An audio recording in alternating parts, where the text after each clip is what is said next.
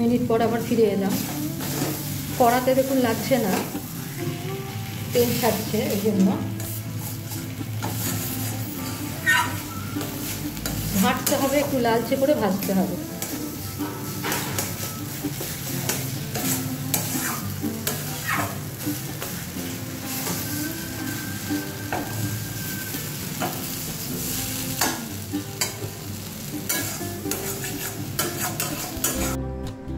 নমস্কার, আসান কুক টুরে আপনাদের স্বাগত। এখন আমি পটলের একটা রেসিপি বানাচ্ছি। ভর্তা নয়, আবার ভাজাও নয়, সাধারণ ভাজা নয়। দেখুন কিভাবে করছি, খুব ভালো লাগবে। পটল রান্না করব, তার জন্য আমি পটল এখানে 400 গ্রাম নিয়ে নিয়েছি। এগুলো আস্তে আস্তে দেখুন কিভাবে করছি, গোটা গোটাগুলোই আমি নেব। নিয়েছি কয়েক কোয়া রসুন, এটা 7 কোয়া মতো আছে। এগুলো কিন্তু বড় বড় মোটা মোটা, হ্যাঁ। 7 কোয়া রসুন আর 6টা কাঁচা লঙ্কা। এবার লঙ্কা বা রসুন যে যতটা পছন্দ করেন গন্ধটা, সেই অনুযায়ী নেবেন। এগুলোকে আমি খোসা সহ এইভাবে কেটে নিয়েছি। এগুলো সব একসাথে এবার বাটবো। আমি এর মধ্যে এগুলো দিয়ে দিচ্ছি, গোল গোল করে কেটে নিয়েছি, খোসা শুদ্ধ দিয়ে দিচ্ছি।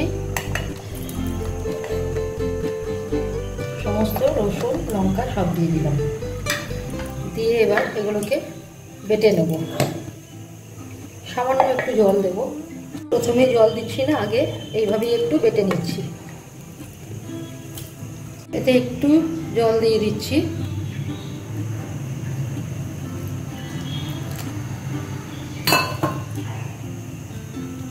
বাটা হয়ে গেছে।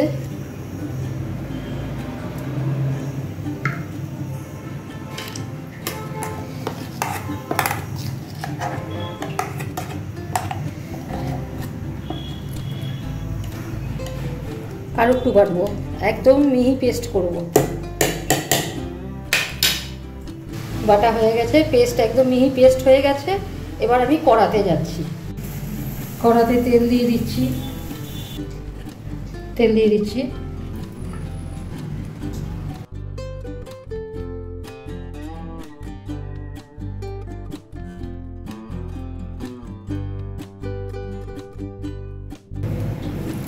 এবার আমি গ্যাস জ্বেলে দিলাম।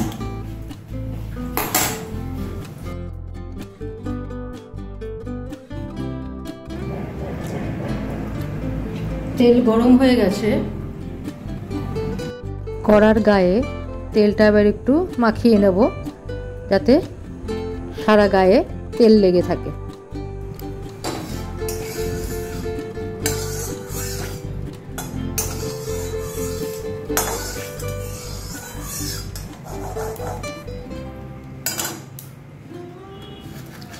দিয়ে দিচ্ছি কালো জিরে, 1 চামচ কালো জিরে দিয়ে দিলাম। কালো জিরেটা কয়েক সেকেন্ড ভেজে নেব, যাতে একটু ভাজা গন্ধটা বেরোয়। তারপরে আমি এতে পটল দিয়ে দিচ্ছি। এবার এতে দিয়ে দিচ্ছি পটল বাটাটা। এই পটল বাটা কিন্তু 3টে জিনিস দিয়ে বাটা, মানে পটল, রসুন আর কাঁচা লঙ্কা, এগুলো দিয়ে বেটেছি। আর স্মুথ পেস্ট বানিয়েছি একদম, কোনো রকম ছ্যাঁকড়া ছ্যাঁকড়া বা ভাঙা বা আর্ধেক করা এরকম নয়, পুরো স্মুথ পেস্ট। পুরোটাই আমি এবার এতে দিয়ে দিচ্ছি, তেলেতে ভাজবো। এবার এটা একটু ঘেটে নেব।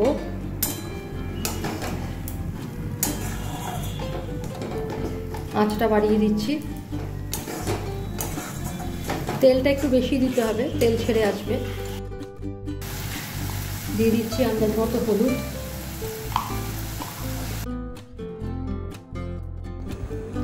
এবার দিয়ে দিচ্ছি আন্দাজ মতো নুন। ব্যাস, এগুলো এবার মিশিয়ে নেব, মিশিয়ে নিয়ে ঘাঁটবো।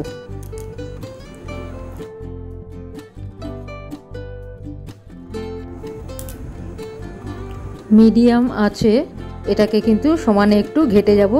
মিনিট 2 মতো এইভাবে ঘাঁটবো, যাতে জলটা তাড়াতাড়ি করে শুকোয়, তাহলে কিন্তু এর থেকে তেল ছেড়ে আসবে।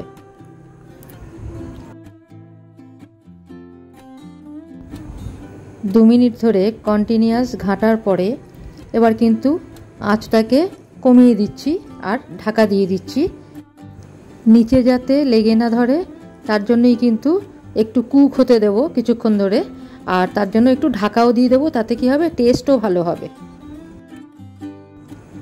ঢাকাটা এবার খুলে নিচ্ছি, নিয়ে এই যে লালচে হয়ে এসছে এইভাবে নেড়ে যাব, এখন সমানে নেড়ে যাব, আর ঢাকা কিন্তু আর দেবো না। দেখুন তেল ছেড়ে এসছে বলেই কিন্তু কড়ার গায়ে এটা আর লেগে যাচ্ছে না আর কি। তো এইভাবে সমানে এবার ঘেঁটে যাব, যতক্ষণ সম্ভব একটু ঘেঁটে যাব, আর জলটাকে আরও কমাবো। 2 মিনিট পর আবার ফিরে এলাম। সমানে কিন্তু এটা ঘাঁটতে হবে, কারণ কাঁচা অবস্থায় নামানো যাবে না। একটা কথা বলি, কারো যদি ইচ্ছে হয় একটু চিনি দিতে পারেন, আমি কিন্তু এখানে কোনো রকম চিনি দিলাম না, কারণ পটলেই একটা মিষ্টত্ব ভাব আছে। সিম আঁচে রেখে বা লো ফ্লেমে রেখে সমানে এইভাবে একটু ঘাঁটবো। 2 মিনিট পরে আবার ফিরে এলাম আমি। এখন তো আর ঢাকা দেওয়া হচ্ছে না, কিন্তু ভাজা গন্ধ বেরোয়নি বলেই আমাকে ঘাঁটতে হচ্ছে, রান্নাটা করতে হচ্ছে। এবার কিন্তু ভাজা ভাজা গন্ধ একটু বেরোচ্ছে, ঠিক আছে। শুধু পটল ভাজার গন্ধ নয় তো, এর সাথে কাঁচা লঙ্কা রসুন মিলে একটা সুন্দর গন্ধ বেরোবে। সেই গন্ধটা যখন বেরোবে তখনই বুঝতে পারবেন যে অরিজিনাল রান্নাটা হয়ে গেছে, পারফেক্টলি রান্নাটা হয়ে গেছে। এবার কিন্তু আমি নামাবো। লালচে করেও হয়েছে, আর তেলও নেই, তেল ছেড়ে গেছে, জলও নেই। এবার আমার রান্নাটা হয়ে এসছে, রান্না হয়ে গেছে। এবার গ্যাস বন্ধ করে দিলাম। এবার প্লেটিং করে দেখাচ্ছি। আমার পটল বাটা রেডি টু সার্ভ। আমার পটল বাটা রেডি টু সার্ভ। খেয়ে দেখবেন, ভীষণ ভালো লাগে, অবশ্যই বানাবেন। আর এতে কি একটা সুবিধা আছে, অনেক সময় পটল শুকিয়ে যায়, সেই শুকনো পটলগুলো আপনি নিয়ে নিন, নিয়ে কিন্তু বেটে এরকম করবেন, টেস্টের কোনো ডিফারেন্স বুঝবেন না, খুবই ভালো লাগবে। পটল বাটা এইভাবে করে দেখুন, ভালো লাগবে। আর কেউ যদি এটা শিলে বেটে নেন তাহলে কালো জিরে সহ বাটবেন। আমি যেহেতু মিক্সিতে করলাম, তাই মিক্সিতে কিন্তু কালো জিরে ঠিকমতো পেস্ট হয় না, সেই জন্যই আমি কালো জিরেটা ফোড়ন হিসাবে দিয়েছি। আর রসুনটা যদি কেউ স্কিপ করতে চান করতে পারেন, তার টেস্ট কেমন হবে আমি জানি না, কারণ আমি এইভাবেই এটা করি। আজকের মতো এখানে রাখছি, সবাই ভালো থাকবেন। যারা নতুন অবশ্যই লাইক শেয়ার সাবস্ক্রাইব করতে ভুলবেন না। পরে আবার অন্য কিছু নিয়ে রান্না নিয়ে ফিরে আসছি, ততক্ষণ সবাই ভালো থাকবেন। ধন্যবাদ।